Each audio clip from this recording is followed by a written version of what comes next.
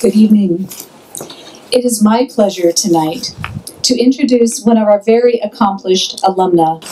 Lisa Ilka Abrams, class of 1985, received her bachelor's degree from Smith College and her law degree from the University of Arizona. She was named one of Tucson Business Edge's 40 Under 40 and today serves as Commissioner and Judge pro tempore at the Pima County Superior Court. She also served as a trustee for the Gregory School from 2008 to 2011. Lisa is deeply committed to the well-being of young people in Tucson as evidenced through her daily professional work. She is here today to present the Smith College Book Award to one of our students and to provide remarks to the graduating class. Please help me in welcoming the Honorable Lisa Ilka Abrams. Good evening, graduates, family members, faculty, staff, Board of Trustees. I am humbled to have the opportunity to stand before you this evening. 31 years ago, I graduated from St. Gregory, as it was then known. And how things have changed. I arrived at this school the second year it opened. There were 88 students in the entire school, 27 in my class. The original school was a brick ranch house, bits of which might still be incorporated into today's incredible campus. There was a bidet in the math classroom. We did not use it. While the infrastructure may have evolved, I suspect there are many things that remain tried and true. A commitment to supporting and nurturing academic curiosity, amazing teachers who act as mentors and advisors both inside the classroom and outside, and the intimacy of a small class which allows each to develop friendships which last a lifetime. My best friends to this day are my girlfriends from this school. We talk regularly and still do sleepovers and mud masks at least twice a year. I told them I was speaking tonight and asked if they remembered any of our class speakers at our graduation. Despite our combined brain power, none of us could remember a single speck of information about who spoke at our graduation or what he or she said. With that in mind, I know in 31 years, you will not remember me. But I hope I can share with you 3 things that might be slightly memorable.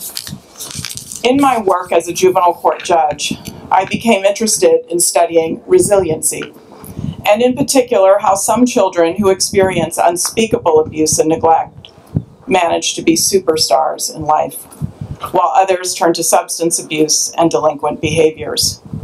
Last week, Sheryl Sandberg, Chief Operating Officer of Facebook and the author of Lean In, gave the commencement speech at the University of California at Berkeley. Her talk was titled, "It's the Hard Days That Determine Who You Are." She spoke of resiliency as personalization, pervasiveness, and permanency, skills we all need to bounce back from hardship. While I wholeheartedly agree with her analysis, my interpretation of resiliency is far less lofty. We know resiliency can be taught, and that led me to ponder how my mother taught me to weather life's blows. When I thought about her life lessons, I realized they all fall under the broad category of underwear. Yes, you heard me right. Your ears are perking up. I thought this might be memorable. Lesson 1, put your big girl knickers on. My mother is English. She said knickers, not panties. And this applies to young men too. Now that I am of an age where I actually own big girl panties, I get it. Big knickers protect us from life's cruelness. They are a shield, if you will. They let you tuck everything in. Think about Wonder Woman and her giant blue undies. To be successful in life, you have to have some grit. Pull them up and get on with it. Lesson number 2, don't get your panties in a bunch. Laugh so hard you wet your pants. I have done this as an adult, not at work. I find things to laugh at every day. Usually, I'm laughing at myself. And please know, for the vast majority of every day, the ridiculous things I say are being recorded at Pima County Superior Court. Seek out moments of joy, revel in them, laugh until you pull a muscle. Lesson number 3, always wear clean underwear.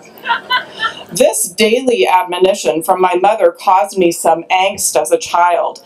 Did she think I was going to be in an accident that necessitated my clothes being cut from my body every single day? And who, for goodness sakes, wears dirty underpants?